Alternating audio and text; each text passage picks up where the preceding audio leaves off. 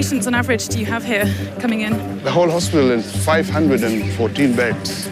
Maker Isaac is the director of the main hospital for South Sudan's 12 million people. Broken bone? Yeah, it's a broken Oh, that's bone. a bad break. He's very skinny. Yeah. Is that normal? It's malnutrition. These are the relatives of the patients. Come and cook for their relatives. So there's no food at all in the hospital? There's no food. That must be difficult when a lot of people are here for malnutrition reasons or for dehydration, etc. Yes. So we hope and wish to give them food. But we are not just able because of financial problems that facing the country. What's she in here for? It seems like getting treatment is quite difficult.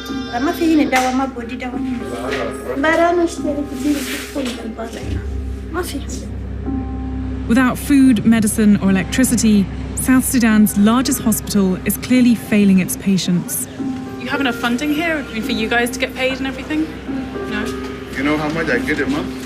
Less than $30. Less than $30? Yeah. And you're the director of the hospital? Yeah. Imagine the other doctors. They get like $10, $15. Why? Well, there's no money. The government has no money.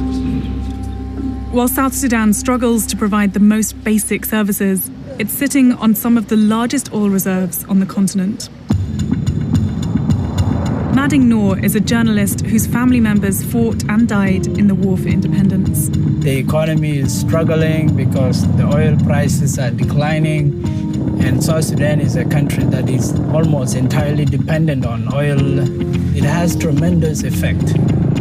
In this oil-producing country, it's actually almost impossible to buy gas. There's a big fuel shortage here? It's huge, it's immense. I've seen all these people queuing up to try and fill up their tanks. Is that how everyone gets their fuel? It's crazy. Let me tell you, on record, I waited for 10 hours.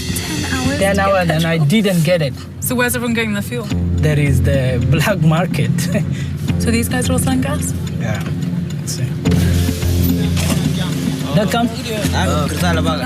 20 liters. I live to me.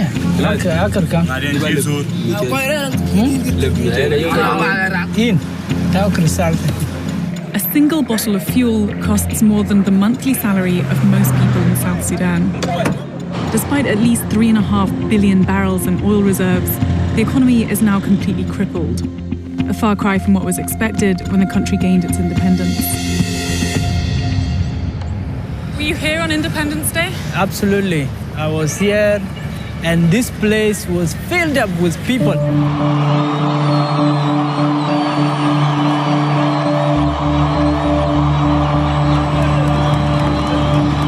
We are all South Sudanese. We may be a Zande, a Dinka, a Nuer. This was the only time in our history where we came together despite our differences, whether they were tribal, whether they were political, whether they were economical. All kinds of people were here. Remember, you are the South Sudanese first.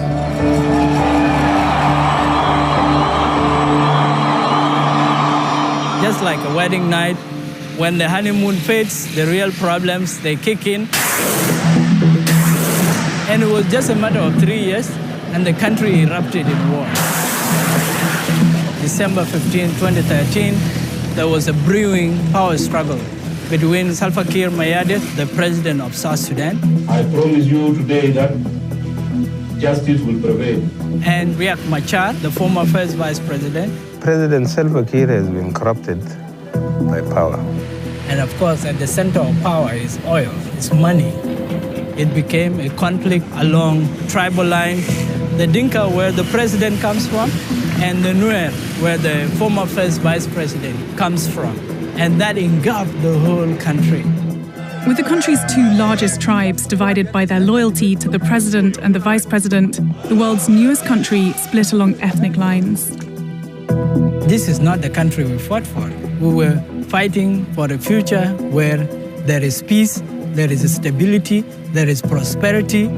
So indeed, people are upset about where we have found ourselves in the country. In 2016, a team of investigators, backed by George Clooney, who's been an activist in this region for over a decade, published a 2-year-long investigation into South Sudan's leaders. This morning, we're prepared to give evidence of massive criminal behavior by the president of South Sudan and by his opposition, the ousted vice president. They concluded that at the root of the power struggle is a fierce battle over control of the state's assets. They're stealing the money to fund their militias, to attack and kill one another. South Sudan's leaders and their relatives were getting rich off lucrative deals in the oil and mining industries, while the country was driven into war and famine. 14-year-old Bol is among the nearly 2 million people who were forced from their homes and now scattered across South Sudan. And how did you get here? Do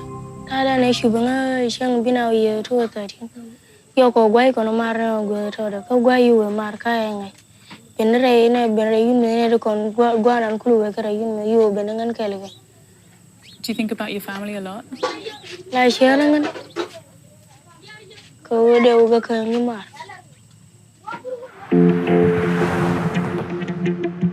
To find out how the ongoing war is affecting civilians outside of Juba, we flew north, crossing ethnic lines to the tribal home of the opposition. More than 120,000 ethnic Nuers are now living inside this one barbed wire camp.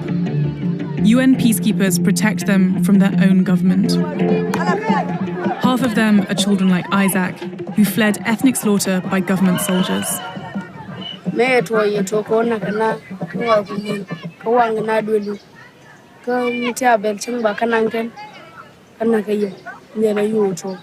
Did you lose anyone? Have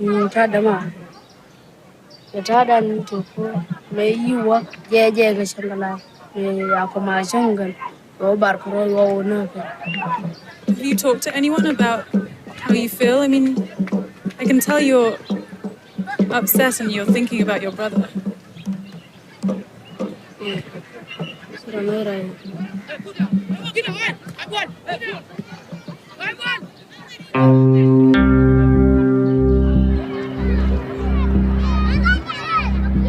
We just climbed up to the edge of the POC site, and from up here you can see how absolutely humongous this site is. In fact, it's the 3rd largest city in South Sudan, and this fence here is the only thing separating these people from the attacks and killings and atrocities that happen right out there.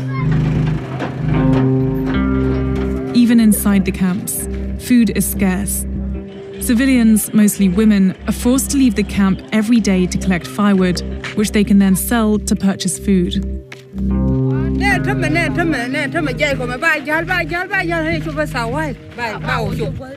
So it takes 4 or 5 hours to reach the place where you're going? What are the biggest threats when you go out to collect wood? Who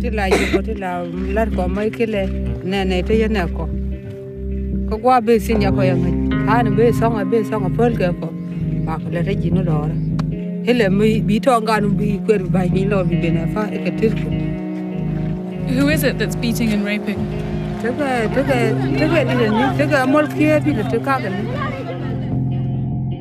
Both the UN and the African Union have documented cases of mass rape of civilians and even children by government soldiers.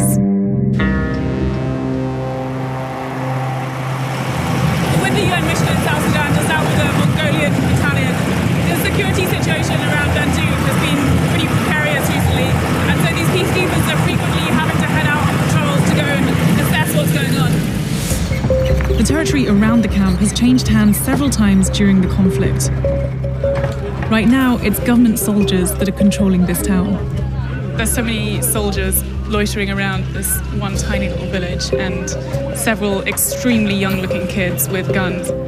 According to the UN, there are more than 17,000 child soldiers involved in the conflict, and that number is growing. With one of the world's largest peacekeeping missions protecting hundreds of thousands from their own government, we sat down with the country's Minister of Information. Michael Lueth belongs to the small circle of presidential elites. The US recently attempted to slap sanctions on him for orchestrating the slaughter of civilians.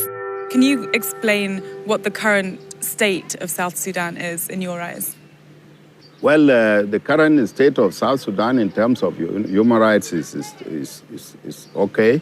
You say it's okay. I mean, there's almost 3 million people displaced throughout South Sudan, and about 200,000 of those are living within IDP camps within their own country. Were they displaced because of human rights violations? Yes. No. There are widespread reports throughout the country and outside of the country of killings, of brutal mass rapes. These are reports from independent people, from individuals, from humanitarian groups, from the UN. These are not credible reports. These are reports which are written here in the hotels. I mean, it sounds like you're saying that the government accepts zero responsibility for any of the atrocities that have happened throughout your country. And if you don't accept any of that responsibility, it's incredibly difficult to see how peace could ever be reached if there's no accountability at all. I'm not saying that there had never been any offenses committed. Yes, there are offenses committed. People are under arrest. People are under arrest and they are under investigation. Others have already undergone trial. Do you refute the fact that South Sudan is one of the most corrupt countries in the world? Well, corruption is all over the world. South Sudan is part of the world, so it cannot be free of corruption. I'm asking you on a scale whether South Sudan is up there as one of the most corrupt countries in the world. South Sudan is one of the corrupt countries in the world, not the most. Are you corrupt? Me? No, I'm not corrupt. While the government denies the allegations of corruption, the fact remains that the same men who tore this country apart remain very much in power, while civilians continue to pay the price. And it's the international community that's left with the costly task of trying to hold the world's youngest country together. We're hoping that Bol, the 14-year-old kid that we met in Juba, is on this plane so that he can come and be reunified with his family. Bol, who's 14 years old, hasn't seen his family here in Bentiu since he was 11. Does it feel good to be back in your town? What are you most excited about?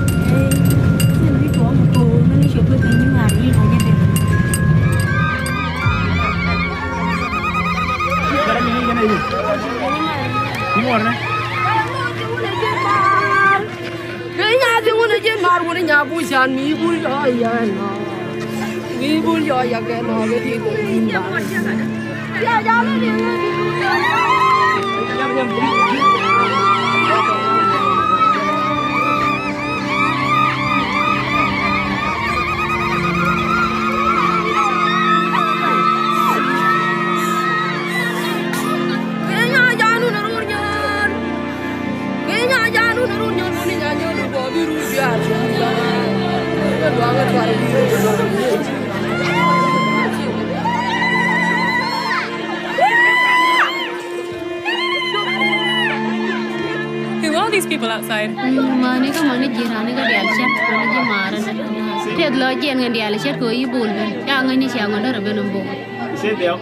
long have you been waiting for this day?